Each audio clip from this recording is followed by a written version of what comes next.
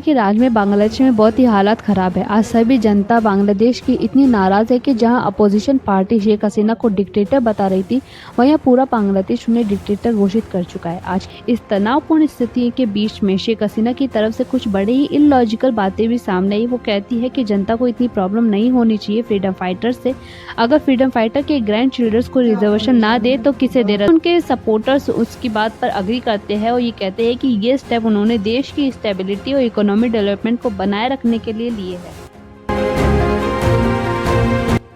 हसीना शेख बांग्लादेश के current prime minister है। वो जनवरी 2009 से ऑफिस में है और अपनी आवामी लीग की एक प्रोमिनेंट लीडर भी है। ये अपनी स्ट्रॉन्ग लीडरशिप के लिए फेमस है। उन्होंने बांग्लादेश की इकोनॉमिक डेवलपमेंट और पॉलिटिक्स लैंडस्केप में सिग्निफिकेंट रोल प्ले किया है।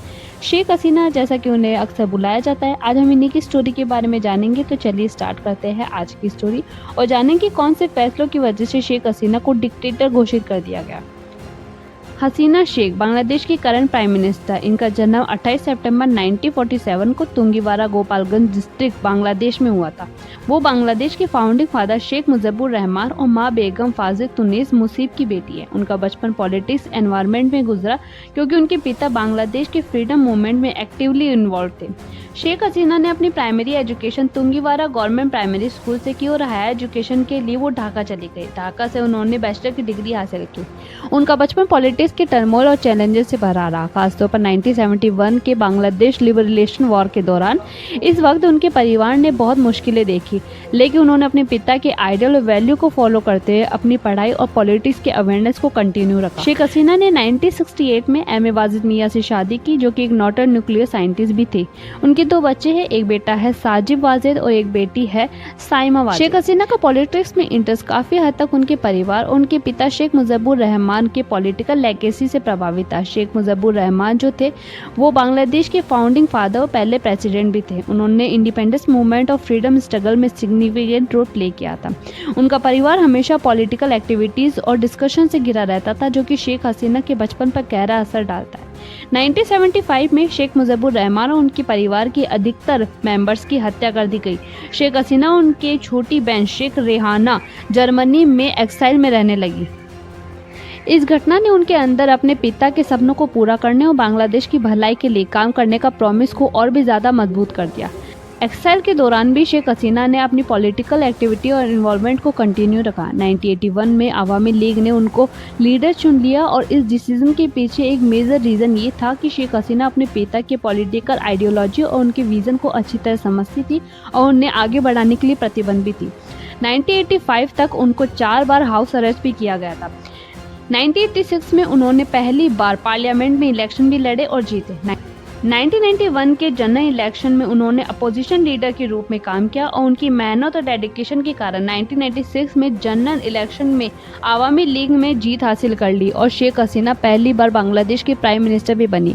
उनका पहला टेन्योर 1996 से 2001 तक रहा। 2008 के इलेक्शन में फिर से आवामी लीग ने विक्ट्री हासिल की और शेख हसीना 2009 में दूसरी बार प्राइम मिनिस्टर का पद संभाला। तब से लेकर अब तक वो इस पद पर बनी हुई है और बांग्लादेश के विकास में और प्रगति के लिए काफ़ी इनिशिएटिव और रिफॉर्म्स लागू किए हैं। शेख हसीना के टेन्योर, जो कि 2009 से अब तक चला आ रहा है, बांग्लादेश की कई रिफॉर्म्स और डेवलपमेंट के लिए जाना जाता है, लेकिन उनकी लीडरशिप को लेकर कुछ क्रिटिक्स उन्हें एक तानाशाह या सत्तावादी लीडर के रूप में देखने लगे हैं। परसेप्शन के पीछे कुछ कारण भी है, वही कारण है पावर कंसोलिडेशन। शेख हसीना ने लीडरशिप के आवामी लीग में अपनी पॉलिटिक्स पावर को काफ़ी कंसोलिडेट किया है। इलेक्शन के दौरान में अपोजिशन पार्टीज को एक्यूजेशन लगाया है कि उन्होंने उनको दबाने के लिए स्टेट मशीनरी का गलत इस्तेमाल। इलेक्शन ट्रांसपेरेंसी और फेयरनेस को लेकर भी सवाल उठाए गए हैं। अपोजिशन को सप्रेस करना। उनके टेन्योर में अपोजिशन लीडर और वर्कर्स के खिलाफ कई हार्ड एक्शन भी लिए गए। ये एक्शन जिनके तहत कई अपोजिशन लीडर को जेल में भी डाला गया है। उन्होंने उनके लीडरशिप पर तानाशाही का दाग लगाया। बीएनपी बांग्लादेश नेशनलिस्ट पार्टी और उनके अलायंस के मेंबर ने बार बार ये एक्यूज लगाया कि शेख हसीना उनके खिलाफ पॉलिटिकल वेडेंटा चला रही है। फ्रीडम ऑफ स्पीच और मीडिया कंट्रोल। शेख हसीना के टेन्योर में मीडिया और फ्री स्पीच पर भी लिमिटेशन लगाई गई है। जर्नलिस्ट और कार्यकर्ताओं ने अक्यूज लगाया है कि उनकी स्पीच और एक्सप्रेशन के राइट्स को रेस्ट्रिक्ट किया जा रहा है और उन पर केस फाइल किया जा रहा है कि अगर वो गवर्नमेंट पॉलिसीज के अगेंस्ट कुछ भी बोलते हैं तो डिजिटल सिक्योरिटी एक्ट जैसे कानून का इस्तेमाल उनके खिलाफ किया जाएगा, जो कि गवर्नमेंट को क्रिटिसाइज करते हैं। न्यायपालिका को कंट्रोल करना। क्रिटिक्स का कहना है कि उन्होंने न्यायपालिका सिस्टम पर भी अपना कंट्रोल स्टैब्लिश कर लिया है, जिससे फेयर ट्रायल्स और अनबाइस्ड जस्टिस में रुकावट आई है। वायलेंस और human rights violation. Sheikh Hasina के गवर्नमेंट के टेन्योर में ह्यूमन राइट्स वायलेशन और पॉलिटिकल वायलेंस के एक्यूजेशन भी लगे हैं। कई बार उनकी गवर्नमेंट पर लॉ इन्फोर्समेंट एजेंसी का गलत इस्तेमाल करने का इल्ज़ाम भी लगा है। ये सब एक्शन और पॉलिसीज उनके लीडरशिप को सत्तावादी और तानाशाह की तरफ झुकाव दिखाते हैं, जो कि एक डेमोक्रेसी सिस्टम पर अनहेल्दी माना जाता है। हालांकि उनके सपोर्टर्स उसकी बात पर अग्री करते हैं और ये कहते हैं कि ये स्टेप उन्होंने देश की स्टेबिलिटी और इकोनॉमिक डेवलपमेंट को बनाए रखने के लिए लिए हैं। आज की तारीख में शेख हसीना के राज में बांग्लादेश में बहुत ही हालात ख़राब है। आज सभी जनता बांग्लादेश की इतनी नाराज़ है कि जहां अपोजिशन पार्टी शेख हसीना को डिक्टेटर बता रही थी, वहीं पूरा बांग्लादेश उन्हें डिक्टेटर घोषित कर चुका है। आज की तारीख में हालात इतने बिगड़ चुके हैं कि शेख हसीना ने 7 अगस्त 2024 को अपने पद से रिजाइन तक दे दिया है। बांग्लादेश के स्टूडेंट भारी संख्या में सड़कों पर उतर चुके हैं प्रोटेस्ट के लिए। शुरुआत में ये प्रोटेस्ट काफ़ी पीसफुल था, बट अभी कंडीशन काफ़ी बिगड़ चुकी है। बांग्लादेश में अब मिलिट्री कर्फ्यू तक डिक्लेयर हो गया है। देश भर के स्कूल कॉलेजेस क्लोज कर दिए गए हैं और इंटरनेट सर्विस पर भी शटडाउन लगा दिया गया है। इस पूरे प्रोटेस्ट के पीछे एक बड़ा रीज़न है रिजर्वेशन। बांग्लादेश ये प्रोटेस्ट कर रहा है सरकार के कोटा सिस्टम के खिलाफ। कोटा सिस्टम जिसके तहत 56% नौकरी रिजर्व्ड है, अलग अलग सेक्टर्स में, अलग अलग सेक्शन में, सोसाइटी में।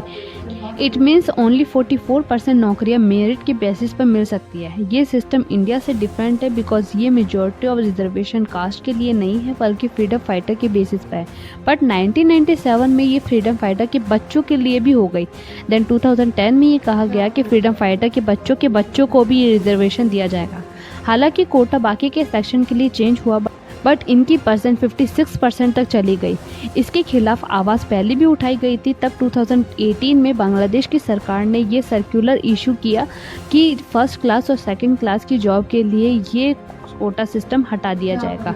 बट 5 जून 2024 को ये कोटा सिस्टम वापस से लाया गया। यही कारण है कि पूरे देश में प्रोटेस्ट हो रहा है और शेख हसीना पर इल्ज़ाम लगाया गया कि उन्होंने कुछ नहीं कहा उन मर्डर्स पर जो कि पार्टी के एक्टिविस्ट थे।